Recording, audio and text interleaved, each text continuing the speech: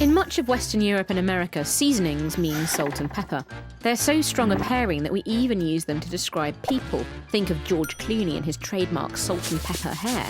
But where did they come from, and why do they form such a ubiquitous pairing? Salt is essential for life, and it's been used since prehistoric times, either scraped from saltwater deposits, harvested from salty lakes, or mined from underground.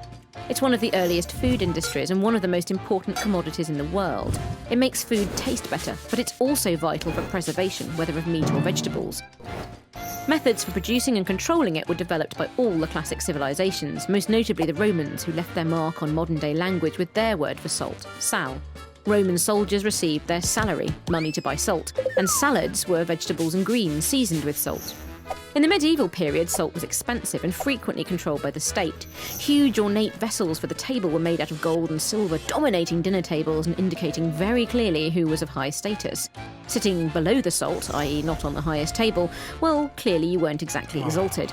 Having salt on the table was as much for show as practicality, for dishes were seasoned in the kitchen, but adding salt to one's meat, with the tip of the knife, was common practice, and the uncertain noble could buy written advice on exactly how salt etiquette worked, along with the even thornier question of how to carve. But how did pepper come to join it? It was one among a wide range of spices available to the medieval cook, and it was expensive. In the 1430s, 1 pound of peppercorns cost as much as a pig.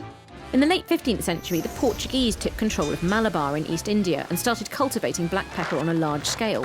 Prices fell in line with oversupply, and pepper became more readily available. By the 16th century, the phrase peppercorn rent was in use to mean a nominal sum. The real boost, though, came with a change in culinary fashion to favour the French. They loved black pepper, and their chefs were busy tidying and simplifying medieval cuisine, delineating more firmly sweet from savoury and codifying which ingredients worked with which. Salt was obviously savoury. Pepper tended that way, and so the fashionable French-style dishes of the next century used both, together, and with fewer and fewer other spices. By the Victorian age, salt and pepper were coming together as standard seasonings. However, other forms of pepper vied with black, and cayenne also appeared frequently in cookery books. Salt was still on the table, now in small salt cellars, no longer just for the privileged few. In 1911, the Morton Salt Company of Chicago patented an easy flow salt, and salt shakers could finally take off. During the 20th century, pepper shakers joined them. Then, as package holidays introduced Brits to freshly ground pepper at the table, pepper mills replaced the shakers. Phew. It's not a ubiquitous combination everywhere, though. Other cultures might still have the salt, but replace the black pepper with chilli. And let us not forget the pickles, the sambals, the vinegars, the fish sauces, and the salsas.